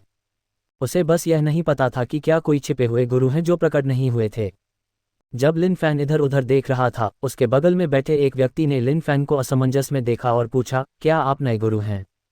हाँ, लिन फैन ने मुस्कुराते हुए सिर हिलाते हुए कहा। जन्मजात 5वां चरण। उसकी साधना ठीक ठाक थी, लेकिन औसत थी। मैं सोच रहा था कि मैंने तुम्हें पहले क्यों नहीं देखा। मैं लियू किंगफेंग हूँ, कक्षा ई-सान का एक शिक्षक, लियू किंगफेंग ने मुस्कुराते हुए कहा। लिन फैन, कक्षा डिंग जी 1 का शिक्षक, लिन फैन ने कहा। जब लिन फैन ने क्लास डिंग जी 1 का जिक्र किया तो लियू किंगफेंग थोड़ा रुका और थोड़ी सी उपेक्षा दिखाए। फिर पहले से उत्साही लियू किंगफेंग की रुचि तुरंत खत्म हो गई। लिन फैन ने अपना सिर हिलाया और इसे ज़्यादा गंभीरता से नहीं लिया। उसे इस जन्मजात 5वीं अवस्था वाले व्यक्ति में कोई खास दिलचस्पी नहीं थी। उसका टाइटेनियम स्तर का दानव शरीर पहले ही दूसरे स्तर पर था और जन्मजात 5वीं अवस्था वाला क्षेत्र उसे ज़्यादा अनुभव नहीं दे सकता था। आलस्य के कारण परेशान नहीं हुआ। हालांकि एक बुद्ध में भी क्रोध होता है और एक पवित्र और गौरवशाली शिक्षक होने के नाते लिन फैन में भी स्वाभाविक रूप से क्रोध था। लियू किंगफेंग और कई अन्य शिक्षक आपस में बातें कर रहे थे और लिन फैन के वहीं मौजूद होने के बावजूद वे कक्षा डिंग की बुराई करते रहे। कक्षा डिंग के वे छात्र, मुझे नहीं पता कि वे क्या सोच रहे हैं। उनकी औसत योग्यता के साथ मार्शल दाओ की कोई उम्मीद नहीं है। कचरे में कचरा, सैकड़ों कक्षाएं और बमुश्किल कोई शिक्षक। क्या उन्हें शिक्षक भी कहा जा सकता है? वे सभी बस हाउटियन क्षेत्र में हैं। मेरा सबसे बुरा छात्र पहले से ही जन्मजात प्रथम चरण में है। कोई तुलना ही नहीं है। ... लिन फैन खाना खा रहा था और किसी कारण से ये शब्द इतने कर्कश लग रहे थे। अगर बंदर आड़ू चुराता हुआ आगे नहीं बढ़ता, जिससे स्वर्ग को नुकसान पहुंचता, तो वह सचमुच उनमें से प्रत्येक को एक स्वाद चखा देता। लेकिन ये लोग असल में उसके सामने ही अपनी श्रेष्ठता का प्रदर्शन कर रहे थे, जिससे लिन फैन थोड़ा नाराज हो गया। संत दानव संप्रदाय में कोई भी बाहरी संप्रदाय के शिष्य का तिरस्कार नहीं करता था, लेकिन यहाँ तियानफू अकादमी में वे वास्तव में लोगों को बहिष्कृत कर रहे थे। इस बात से लिन फैन पहले ही समझ गया था कि तियानफू अकादमी के लिए उन संप्रदायों से आगे निकलना नामुमकिन था। क्या ये घमंडी शिक्षक उसकी बराबरी कर सकते थे? उनकी पेशेवर गुणवत्ता में ज़मीन आसमान का अंतर था, मानो आसमान और ज़मीन। अरे सब लोग, क्या तुम मेरे छात्रों का अपमान कर रहे हो? लिन फैन ने अपनी कटलरी नीचे रख दी और सिर झुकाकर उनकी ओर देखा। दिखावा करना सबको पसंद होता है, लेकिन इस स्वामी के सामने नहीं। और तो और ये तेरा छात्र, हालांकि अब मूर्ख हैं, इतने पवित्र और महान शिक्षक के होते हुए भी अनजान कैसे रह सकते हैं? क्या तुम्हें कोई समस्या है? लियू किंगफेंग के सामने बैठे एक शिक्षक ने घमंड से कहा। लिन फैन ने उसकी तरफ देखा, वह भी जन्मजात 5वीं श्रेणी का था, एक जंगली आभा के साथ। ऐसा लग रहा था जैसे उसने कोई ऐसी साधना तकनीक सीखी हो जिससे लोग आसानी से हिंसक हो जाते हैं। शिक्षक हो, शांत हो जाए। यह नया क्लास डिंग शिक्षक शायद यहाँ के नियम नहीं जानता, लियू किंगफेंग ने हल्की मुस्कान के साथ कहा। शुवानहुआंग विश्व में बलवान कमजोर पर आक्रमण करता है और बलवान का सम्मान किया जाता है, खासकर तियानफू अकादमी में जहां बलवानों का पूरा अधिकार होता है। हालांकि तियानफू अकादमी का क्लास डिंग अभी भी मौजूद है, लेकिन कुछ शिक्षकों की नज़र में ऐसा लगता है जैसे उसका कोई अस्तित्व ही नहीं है। छात्रों की दैनिक उपस्थिति आधे से भी कम है। यह मूलतः एक परित्यक्त कक्षा है। इसका मुख्य कारण ये था कि उस समय के संस्थापक का प्रस्ताव था कि किसी को भी, चाहे उसकी प्रतिभा कितनी भी कमज़ोर क्यों न हो, तब तक उसे सर्वोत्तम संभव मार्गदर्शन दिया जाना चाहिए जब तक कि वे मार्शल आर्ट के दांव पर चलने के लिए तैयार हों। और अब तियानफू अकादमी के डीन अभी भी संस्थापक के शब्दों का समर्थन करते हैं, लेकिन अब वे इसे कोई महत्व नहीं देते। नियम, हे मुझे सचमुच समझ नहीं आ रहा। मेरे छात्रों का अपमान करना मेरा अपमान है और मैं इतना उदार नहीं हूँ, लिन फैन ने व्यंग्यात्मक लहजे में कहा। शिक्षक लिन, अगर आप आश्वस्त नहीं हैं तो आप अकादमी के मार्शल आर्ट्स अखाड़े में इसका निपटारा कर सकते हैं। यहाँ बहस करना बेकार है, लियू किंगफेंग ने मुस्कुराते हुए कहा। मार्शल आर्ट्स अखाड़ा वह जगह है जहाँ तियानफू अकादमी में संघर्षों का समाधान ताकत से होता है। छात्रों के बीच निजी द्वंद्व युद्ध वर्जित है। बेशक, मार्शल आर्ट्स अखाड़े का मुख्य उपयोग अभी भी शिक्षकों और छात्रों के बीच निजी द्वंद्व युद्ध के लिए ही है। चूंकि छात्रों को 4 श्रेणियों में बांटा गया था, जिया, यी, बिंग और डिंग, शिक्षकों के बीच झगड़े काफ़ी कम हो गए हैं, लेकिन छात्रों के बीच ये अब भी आम हैं। अच्छा, आज दोपहर मार्शल आर्ट्स एरिना में मिलते हैं। बेशक, सिर्फ तुम ही नहीं बल्कि तुम तीनों भी। आज दोपहर मैं तुम्हें इस मेज़ जैसा बना दूंगा। लिन फैन ने खाने की मेज़ पर हल्के से हाथ फेरा। जाना फूजू उंगली तुरंत सक्रिय हो गई और असली सार मेज़ पर छा गया। लिन फैन बिना पीछे देखे उठ खड़ा हुआ और बाहर चला गया। आज दोपहर वह अपने 13 छात्रों को उनका दूसरा पाठ पढ़ाने वाला था। लियू किंगफेंग ने लिन फैन को जाते हुए देखा और तिरस्कार से खर्राटे लिए। ठीक है, एक साधारण क्लास डिंग शिक्षक इतना घमंडी होने की हिम्मत कैसे कर सकता है? देखते हैं कि आज दोपहर मार्शल आर्ट्स एरिना में हमारा इंतजार करने की उसकी हिम्मत है या नहीं, लियू किंगफेंग ने कहा। बस एक जोकर, उसके जैसा कोई क्लास डिंग को पढ़ाकर कभी कोई सुधार नहीं देख पाएगा। सुधार? मुझे नहीं लगता, जरा भी हलचल नहीं होगी। क्लास डिंग के सभी छात्र प्रतिभा में औसत दर्जे के हैं, हाउटियन क्षेत्र तक पहुंचने में असमर्थ हैं। क्या फ़ायदा? ठीक है, इस बारे में बात नहीं करते। इस व्यक्ति ने सबका मूड खराब कर दिया है। चलो अपनी बातचीत जारी रखते हैं। सहमत। ... क्रैक। जैसे ही लियू किंगफेंग और बाकी लोग बातचीत जारी रखने वाले थे, लोहे का टेबल टॉप अचानक टूटकर धूल में बदल गया। यह लियू किंगफेंग और बाकी लोग अविश्वास से अपने सामने के दृश्य को देखकर दंग रह गए। इस समय लिन फैन कैफेटेरिया से बाहर निकल चुका था, उसके होठों पर एक ठंडी मुस्कान थी। हालांकि जानहुआ फूजू फिंगर नाम बहुत सुंदर नहीं है, लेकिन इसकी विनाशकारी शक्ति लिन फैन द्वारा अब तक सीखी गई सबसे ज़बरदस्त साधना तकनीक है। अल्पविराम डॉट दोपहर लिन फैन द्वारा पढ़ाए गए 13 छात्र कक्षा में जल्दी पहुंच गए, जिससे पहले से काफ़ी फर्क दिखाई दिया। पहले वे अकादमी में डेथ क्यूई लेकर आते थे, लेकिन अब सभी के चेहरों पर एक अदम्य लड़ाकू भावना थी। इस समय सभी 13 छात्रों के चेहरे पर चोट के निशान थे, मानो उन्हें अपमानित किया गया हो, लेकिन दर्द के बावजूद इसने उनके हौसले और भी बुलंद कर दिए। आज मैं कक्षा बिंग 6 में गई। मैंने उस लड़के से कहा, किसी युवक को गरीब होने के लिए परेशान मत करो। मैं एक दिन अपनी गरिमा वापस पा लूंगा। हालांकि उस लड़के ने मुझे बुरी तरह पीटा, मुझे कोई दर्द नहीं हुआ। मुझे ऐसा लग रहा है जैसे मैंने वह आत्मविश्वास पा लिया है जो मैंने बहुत पहले खो दिया था, जूडी ने उत्साह से कहा। मैं भी। हालांकि उस लड़के की ताकत मुझसे ज़्यादा है, मुझे विश्वास है कि गुरु के मार्गदर्शन में मैं ज़रूर और मजबूत बनूंगा, काओ फुशु ने अपनी मुट्ठियां भींचते हुए कहा।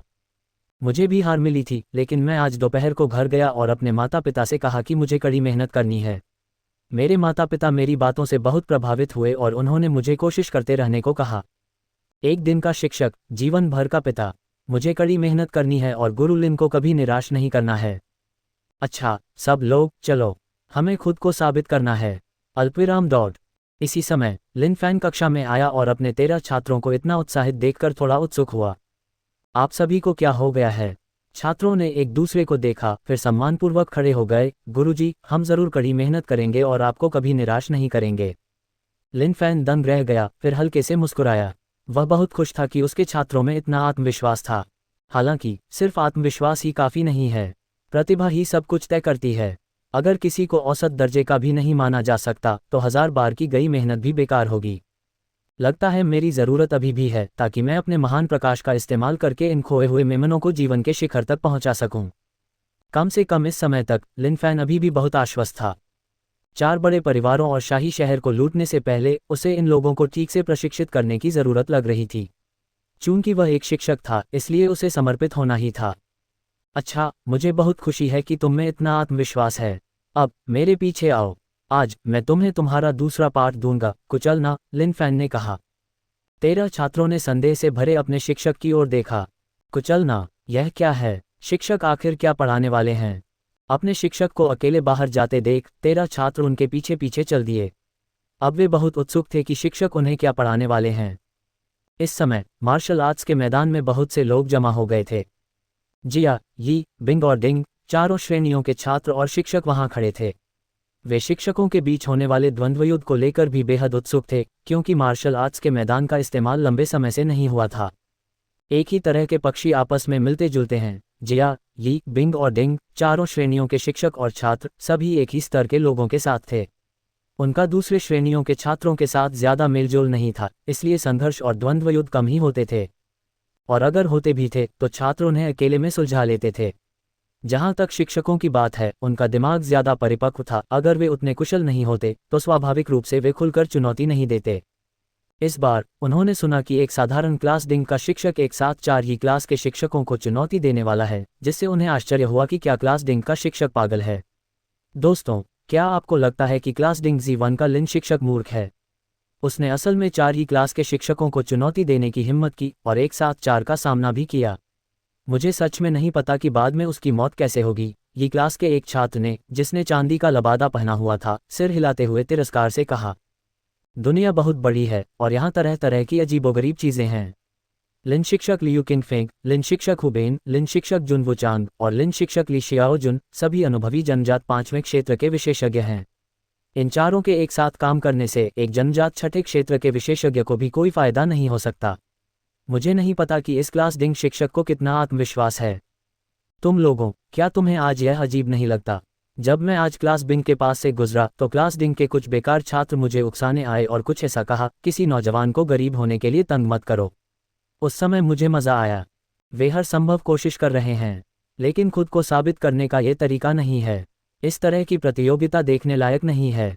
बेहतर होगा कि मैं धर्मग्रंथ मंडप में जाकर ध्यानपूर्वक अध्ययन करने के लिए एक साधना तकनीक चुनूं।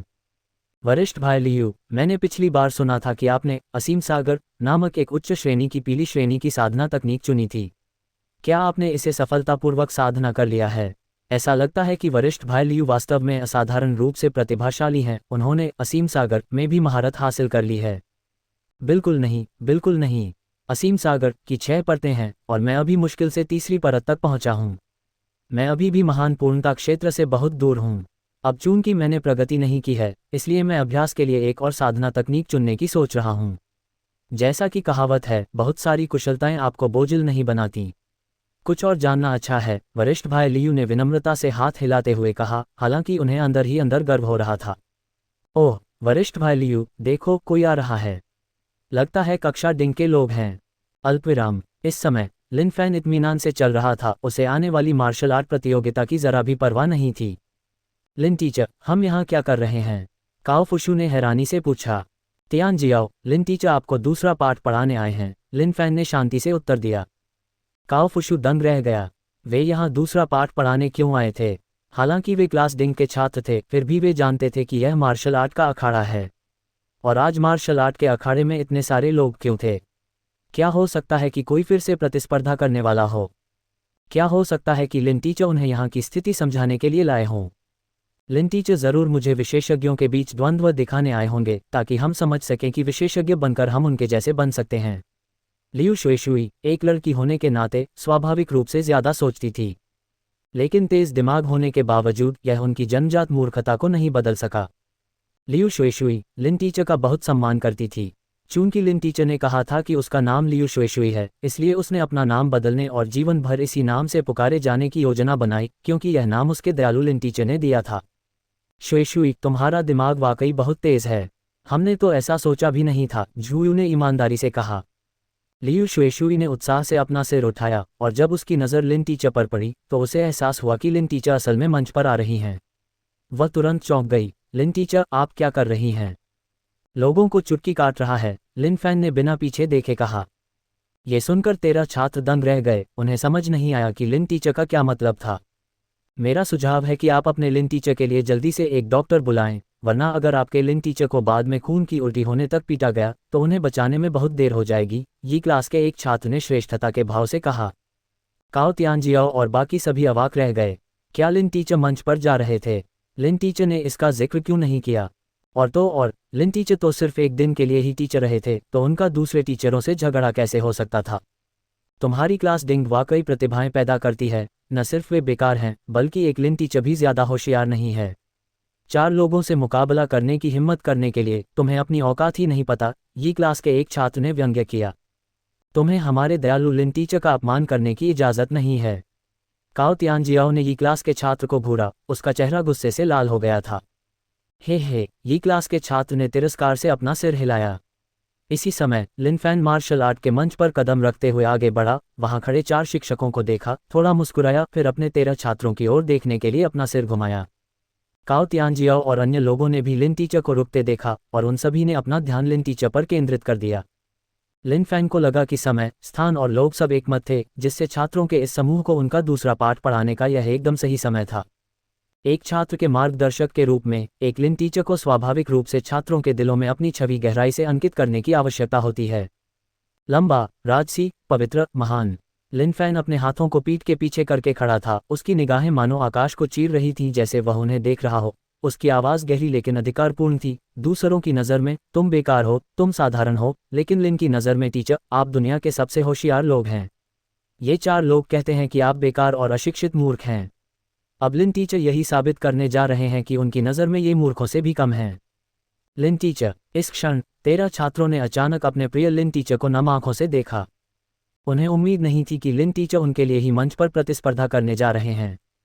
वे तियानफू अकादमी में निकम्मे और मूर्ख कहे जाने के आदी हो चुके थे, और जब उन्हें धमकाया जाता था तो वे कभी प्रतिरोध नहीं करते थे। अब लिन टीचर के शब्दों ने उनके दिल की सबसे नाजुक गहराइयों को छू लिया। एक स्पर्श से ही आंसू बहने लगे, मानो धार बह रही हो, अंतहीन। ये बहुत ही नेक भाषण है, लेकिन मुझे आश्चर्य है कि अपने छात्रों से ऐसे शब्द कहने का आप पर कितना जोर है, लियू किंगफिंग ने इस क्षण व्यंग्यात्मक लहजे में कहा। चूंकि इस व्यक्ति ने अपना ढोंग तोड़ दिया था, इसलिए अब पाखंड करने की कोई ज़रूरत नहीं थी। लिन फैन ने उन चारों की ओर देखा। जन्मजात 5वां लोक। हालांकि उसकी साधना के साथ आमने सामने की लड़ाई थोड़ी मुश्किल हो सकती है, लेकिन यह मुश्किल तभी होती थी जब वह गंभीर न हो। तो इस बार उसने गंभीर होगा। आज मैं अपनी दोधारी कुल्हाड़ी से तुम्हें टुकड़े टुकड़े कर दूंगा, गुस्सैल हुबेन गरजा। लिन फैन मंच पर खड़ा था, उसकी क्यू अपरिवर्तित थी और उसने शांति से कहा, मेरे छात्रों, जरा ध्यान से देखो। भविष्य में तुम भी उतने ही शक्तिशाली बनोगे। हाँ, लिन शिक्षक। 13 छात्रों ने भारी स्वर में सिर हिलाया, उनकी आंखें अभी भी बेकाबू होकर बह रही थीं। ये पहली बार था जब उनके परिवारों के अलावा किसी और ने उन्हें महत्व दिया था। प्रतियोगिता देख रहे कुछ छात्रों को अचानक एहसास हुआ कि यह क्लास डिंग शिक्षक अन्य शिक्षकों से थोड़ा अलग था। ये पहली बार था जब उन्होंने किसी लिन शिक्षक को ऐसे शब्द कहते सुना था। लेकिन फिर उन्होंने अपना सिर हिला दिया। यहाँ शक्ति सर्वोपरि थी। दूसरों द्वारा सम्मानित होने के लिए व्यक्ति में उसके अनुरूप शक्ति और प्रतिभा होनी चाहिए, अन्यथा बाकी सब कुछ असंभव था। इन क्लास डिंग छात्रों की प्रतिभा पहले से ही स्थापित थी। शिक्षण लिन शिक्षक चाहे कितने भी शक्तिशाली क्यों न हो, ये बेकार होगा जब तक कि वे स्वर्ग को चुनौती देने वाला भाग्य परिवर्तन न कर सकें।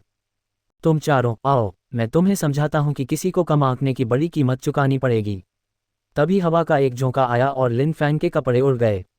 मंच पर हाथ पीछे करके खड़े लिन फैन की छवि अचानक उनके छात्रों की नज़रों में अविश्वसनीय रूप से ऊंची हो गई, मानो वे कोई अलौकिक विशेषज्ञ हों, बेहद चमकदार। आह, त्रिकुल्हाड़ी। हुबेन अब इसे सहन नहीं कर सका। वह उछल पड़ा, उसका असली सार उमड़ पड़ा और उसकी दोधारी कुल्हाड़ियां, जिनमें अपार शक्ति थी, लिन फैन के कंधों पर वार करने लगीं। त्रिकुल्हाड़ी हुबेन का विशिष्ट कौशल था। एक कुल्हाड़ी के वार में 3 परतें होती थीं, एक दूसरे पर ओवरलैप होती थीं। एक ही लोग के बहुत कम लोग इसका सीधा सामना कर पाते थे। लिन फैन शांति से खड़ा रहा, उसके होठों पर हल्की सी मुस्कान थी। अल्पविराम। लिन टीचर। 13 छात्रों ने अपने सामने के दृश्य को देखा, उनके चेहरे सदमे से पीले पड़ गए। लिन टीचर ने क्यों नहीं टाला? हालांकि लियू किंगफेंग और बाकी लोग मुस्कुरा दिए। क्या वह सीधे तौर पर इसका सामना करने की कोशिश कर रहा था? ये तो बस एक ख्वाहिश थी। लिन फैन हल्के से मुस्कुराया, वहीं शांति से खड़ा रहा, उसके कंधे हल्के से उचके और उसने हुबेन की त्रिगुण कुल्हाड़ी का सीधा सामना किया। बुरा नहीं, बुरा नहीं। त्रिगुण बल, हर परत पिछली परत से मोटी। त्रिगुण विस्फोट के साथ ज्यादातर लोग शायद इसका सामना नहीं कर पाएंगे, लिन फैन ने चेहरे पर एक मासूम मुस्कान के साथ कहा। डिंग, बधाई हो, तुम्हारे अमर राक्षसी शरीर ने 3000 अनुभव प्राप्त कर लिए हैं। जैसे ही त्रिगुण बल ने उसके शरीर पर आक्रमण किया, लिन फैन के अंगों और हड्डियों को अविश्वसनीय आराम महसूस हुआ और वह बल अनुभव में बदल गया। ये कैसे संभव है? हु बेन के चेहरे के भाव बदल गए, वह अविश्वास से अपने सामने के दृश्य को देख रहा था। उसकी त्रिगुण कुल्हाड़ी का वास्तव में इस व्यक्ति के भौतिक शरीर ने प्रतिरोध किया था। ये कैसे संभव था? 13 कक्षा डिंग के छात्र, जिन्होंने शुरू में आशंका से अपनी आंखें बंद कर ली थीं, ये दृश्य देखकर आश्चर्य से दंग रह गए। गुरुजी, आप अद्भुत हैं। गुरुजी, बहुत शक्तिशाली हैं। अन्य रैंकों के छात्रों ने भी भौहें चढ़ाईं, उन्हें यह अविश्वसनीय लगा। लिन फैन थोड़ा मुस्कुराया, उसकी उंगलियां हु बेन की 2 युद्ध कुल्हाड़ियों को ऐसे सहला रही थीं मानो किसी कोमल गुलदाउदी को सहला रही हों, उसके नाखून उन्हें धीरे से रगड़ रहे थे। त्रिगुण कुल्हाड़ी, एक अच्छी साधना तकनीक, लेकिन तुमने अभी तक इसमें महारत हासिल नहीं की है। कितने अफसोस की बात है, लिन फैन ने सिर हिलाते हुए कहा। झानहुआ फूजू उंगली तुरंत सक्रिय हो गई और हु बेन के हाथों में 2 युद्ध कुल्हाड़ियां गुनगुनाने लगीं। इस सूक्ष्म शक्ति ने हु बेन के चेहरे का रंग बदल दिया और उसने युद्ध कुल्हाड़ियों को दबा दिया। मैंने तुम्हें कम आंका था, हु बेन ने गंभीर भाव से लिन फैन को देखते हुए कहा। इस क्षण वह जानता था कि यह आदमी सरल नहीं है। वास्तव में उसने उन चारों को मंच पर आमंत्रित करने का साहस किया। अगर उसके पास कोई आधार न होता तो शायद कोई इतना मूर्ख न होता। इस समय लिन फैन ने नीचे उन छात्रों के समूह की ओर देखा जिन्होंने पहले हु बेन का उत्साहवर्धन किया था, और बड़े अफसोस और चिंता के साथ कहा, उनके छात्र होने के नाते मुझे आपके भविष्य की चिंता है। किसी के चेहरे पर बिना चोट पहुंचाए उसे मारना। लिन फैन की इस हरकत से हु बेन को घृणा हुई और उसने इस मौके का फायदा उठाकर उसे एक अच्छा उपदेश दिया। हरामजादी, बकवास मत करो। ये सुनते ही हु बेन का चेहरा सुअर के कलेजे की तरह लाल हो गया और उसने लिन फैन पर वार करने के लिए अपनी दोनों कुल्हाड़ियां उठा लीं। लिन फैन ने सिर हिलाया और उसे अनदेखा करते हुए कहा, बिना कुल्हाड़ी के तुम मुझसे लड़ने के लिए क्या इस्तेमाल कर सकते हो? तुमने क्या कहा? हु बेन चौंक गया और भी ज्यादा क्रोधित हो गया, लेकिन उसी क्षण दोनों युद्ध कुल्हाड़ियां, जो बिल्कुल ठीक थीं, चरमराईं और फिर टुकड़े टुकड़े हो गईं। ये कैसे संभव है? हु बेन ने अपने खाली हाथों और फिर जमीन पर पड़े टुकड़ों के ढेर को देखा और तुरंत क्रोधित हो गया। तुमने मेरे हथियार को नष्ट करने की हिम्मत की। मैं तुमसे मरते दम तक लड़ूंगा। बाघ दहाड़ मुट्ठी। हु बेन दहाड़ा, उसकी मुट्ठियां सच्ची ऊर्जा से भरी थीं, मानो 2 दहाड़ते बाघ एक असाधारण आभा के साथ शक्तिशाली प्रहार कर रहे हों। अफसोस, छात्रों के लिए एक मार्गदर्शक के रूप में हारना भयानक नहीं है। भयानक बात यह है कि उसे स्वीकार करने का साहस न करना। जीत और हार का सामना करने का साहस न होने पर कोई बेहतर छात्रों को कैसे सिखा सकता है? कितनी निराशा है। लिन फैन ने बहुत दुखी होकर कहा, फिर नीचे छात्रों के समूह की ओर देखा। मुझे तुम्हारे भविष्य का दुख है। जो छात्र पहले अपने शिक्षक का उत्साहवर्धन कर रहे थे, अब लिन फैन की बातें सुनकर एकदम से स्तब्ध रह गए। समझ नहीं आ रहा था कि क्या जवाब दें। कमीने, तुम। इस समय हु बेन का चेहरा गुस्से से लाल हो गया था और उसके हाथों का बल कई गुना बढ़ गया था। गुरुजी, सावधान, लियू शुई शुई ने कहा। लिन फैन थोड़ा मुस्कुराया, कोई बात नहीं। बुराई अच्छाई पर विजय नहीं पा सकती। तुम्हारा दिल जितना बड़ा है, दुनिया उतनी ही बड़ी है। भाड़ में जाओ। हु बेन की मुट्ठियां लिन फैन के शरीर पर जोर से लगी और जमीन से तुरंत धूल का एक बादल उठ गया। डिंग, बधाई हो, तुम्हारे अमर राक्षसी शरीर ने 2000 अनुभव प्राप्त कर लिए हैं। लिन फैन ने हु बेन की ओर देखा और अफसोस से अपना सिर हिलाया। क्या वह और जोरदार नहीं हो सकता था? 4 लाख अनुभवों का सामना करते हुए, उसे हजारों हजारों में जोड़ते हुए, ये कब खत्म होगा? गुरु हो, आपकी साधना पर्याप्त नहीं है, लिन फैन ने पछतावे से सिर हिलाते हुए कहा। अचल सम्राट मुट्ठी। धमाका। लिन फैन थोड़ा हिला और एक सहज मुक्का मारकर उसने हु बेन के शरीर पर वार किया। हु बेन, चेहरे पर अविश्वास के भाव लिए, उड़ गया। 13 क्लास डिंग के छात्र मार्शल आर्ट के मंच पर स्थिति को देख रहे थे, जो बहुत पहले ही अपनी शुरुआती चिंता से अचंभित होकर स्तब्ध रह गए थे। उन्होंने अपने गुरु के इतने शक्तिशाली होने की उम्मीद नहीं की थी कि ई क्लास के शिक्षक के पास भी जवाबी हमला करने की जगह नहीं होगी। गुरु, आप कमाल हैं। झूयू और बाकी छात्र उत्साह से चिल्लाए। लिन फैन ने हाथ हिलाया और गंभीर भाव से कहा, इस कक्षा में मैं तुम्हें जो पहली बात सिखा रहा हूँ, वह यह है कि जीतना या हारना बुरा नहीं है। बुरा तो परिणाम को स्वीकार करने का साहस न कर पाना है। साधना पथ पर केवल असफलताओं को सहकर ही पुनर्जन्म प्राप्त किया जा सकता है और आगे बढ़ा जा सकता है। गुरु हो अपनी असफलता का सामना नहीं कर सकते, इसलिए साधना पथ पर उनकी उपलब्धियां महान नहीं होंगी। मेरे शिष्यों के रूप में याद रखना कि ऐसी मानसिकता न रखें, समझे? गुरुजी, हम समझ गए। हम कभी गुरु हु जैसे नहीं बन पाएंगे, 13 छात्रों ने एक स्वर में कहा। वाह, आप सीखने योग्य हैं। लिन फैन ने बड़ी संतुष्टि से सिर हिलाया। इस क्षण 13 छात्रों के हृदय में लिन फैन की गौरवशाली छवि और भी ऊंची होती गई। पहले तो वे केवल यही सोचते थे कि उनके गुरु बहुत शक्तिशाली हैं, लेकिन इस क्षण उन्हें लगा कि जब वे जीवन में भटक गए थे तब गुरु लिन ही उनके मार्गदर्शक थे, एक ऐसे देवता जो उन्हें उनकी मुश्किलों से बाहर निकाल रहे थे।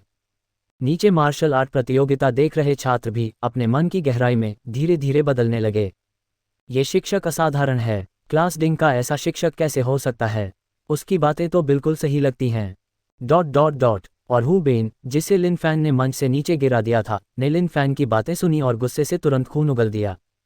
उसे उम्मीद नहीं थी कि इतने सालों तक शिक्षक रहने के बाद उसे कोई इतने सारे छात्रों के सामने व्याख्यान देगा। भविष्य में वह अपने छात्रों के सामने एक आधिकारिक छवि कैसे स्थापित कर सकता था। महान यान राजवंश में, जिनकी साधना एक निश्चित क्षेत्र तक पहुंच गई थी, अगर वे आगे बढ़ना चाहते थे तो उन्हें केवल एक संप्रदाय में शामिल होकर व्यापक शिक्षा प्राप्त करनी होती थी। हालांकि कुछ ऐसे भी थे जो फीनिक्स की पूंछ की बजाय मुर्गे का सिर बनना पसंद करते थे, अकादमी में रहकर छात्रों को पढ़ाते थे और ऊंचे और शक्तिशाली होने का एहसास हासिल करते थे। हु बेन की हार ने लियू किंगफेंग और बाकी लोगों को चौंका दिया, जिन्हें यह अविश्वसनीय लगा। हालांकि वे चारों स्वाभाविक रूप से 5वीं रैंक के थे, लेकिन अगर आमने सामने की लड़ाई होती तो हु बेन उनसे बेहतर होता। अब जबकि हु बेन भी हार गया था तो उनकी उम्मीद और भी कम हो गई थी। इस समय वे तीनों घबरा गए। अगर वे बाद में हार गए तो उन्हें नहीं पता था कि अपने छात्रों के सामने ये कितना शर्मनाक होगा। अब तुम्हारी बारी है, तुम तीनों की। तुम अपनी चाल चल सकते हो, लिन फैन ने शांति से कहा। लियू किंगफेंग और बाकी दोनों ने एक दूसरे को देखा, फिर लियू किंगफेंग आगे बढ़े, मुट्ठियां भींची और कहा, शिक्षक लिन, आपका हुनर बेहतरीन है। हम तीनों आश्वस्त हैं। चलिए इस मामले को यहीं खत्म करते हैं। लिन फैन ने उन तीनों की तरफ देखा और थोड़ा भौहें चढ़ा लीं। ये ले ठीक नहीं थी। तार्किक रूप से इन तीनों को अपनी प्रतिष्ठा के लिए उससे अंत तक लड़ना चाहिए। वे इतनी जल्दी हार क्यों मान रहे थे? अगर उन्होंने हार मान ली तो वह अपने छात्रों के सामने अपनी शानदार छवि कैसे स्थापित कर पाएगा? नहीं, बिल्कुल नहीं। शिक्षक लियू, शिक्षक जून, शिक्षक ली, एक बार जब आप मार्शल आर्ट के मंच पर होते हैं तो केवल एक ही व्यक्ति टिक सकता है और आपका मन खुला होना चाहिए, इसलिए मैं ज्यादा जोर नहीं दूंगा। हालांकि आपने मेरे क्लास डिंग के छात्रों का अपमान किया है। मेरा मानना है कि एक शिक्षक के रूप में आपको अपनी गलतियों को बहादुरी से स्वीकार करना चाहिए और अपने छात्रों के सामने एक मिसाल कायम करनी चाहिए। इसलिए आपको मेरे छात्रों से माफ़ी मांगनी चाहिए, लिन फैन ने बिना किसी हड़बड़ी के कहा। क्या? लियू किंगफेंग और बाकी दोनों चौंक गए। ये नामुमकिन था। एक शिक्षक छात्रों के सामने अपनी गलती कैसे मान सकता है? यह एक अभूतपूर्व घटना थी। लिन फैन ने भौहें चढ़ाईं, थोड़ा सा मुंह बनाया और उसके हाथ में तुरंत एक मध्यम श्रेणी की तलवार आ गई। हाय, कितनी निराशा! कोई संत नहीं होता, कौन दोषरहित हो सकता है? गलतियों का सामना करने का साहस भी न हो तो कोई छात्रों को कैसे पढ़ा सकता है? लिन फैन ने गहरी सांस ली, फिर नीचे छात्रों की ओर देखा। तुम और तुम, शायद सभी उपस्थित छात्र, तुम कभी कभी सही रहे होंगे, लेकिन जब एक शिक्षक के अधिकार का सामना करना पड़ा तो तुम्हारे पास अपने सत्य को त्यागने के अलावा कोई विकल्प नहीं था। क्या आपने कभी ऐसी स्थिति का अनुभव किया है? इस क्षण लिन फैन को लगा कि उसकी वाक्पटुता निखरती जा रही है। आत्मा के लिए इस चिकन सूप को बड़े घूंटों में पीना जरूरी था और ये महान सिद्धांत सहज ही आ गए। शक्ति, जो सतही तौर पर कुचलने वाली थी। केवल सर्वोच्च नैतिक ऊंचाई पर खड़े होकर ही कोई बिना किसी सैनिक या प्रयास के अपने सामने की हर चीज को कुचल सकता है। क्या आपने कभी ऐसा अनुभव किया है? लिन फैन ने नीचे बैठे छात्रों की ओर देखा, उसका स्वर अचानक ऊंचा हो गया। नीचे बैठे छात्रों के दिल इन शब्दों से प्रभावित हुए। लिन फैन के शब्दों के नीचे लंबे समय से दबी हुई पिछली घटनाएं चुपचाप खुल गईं।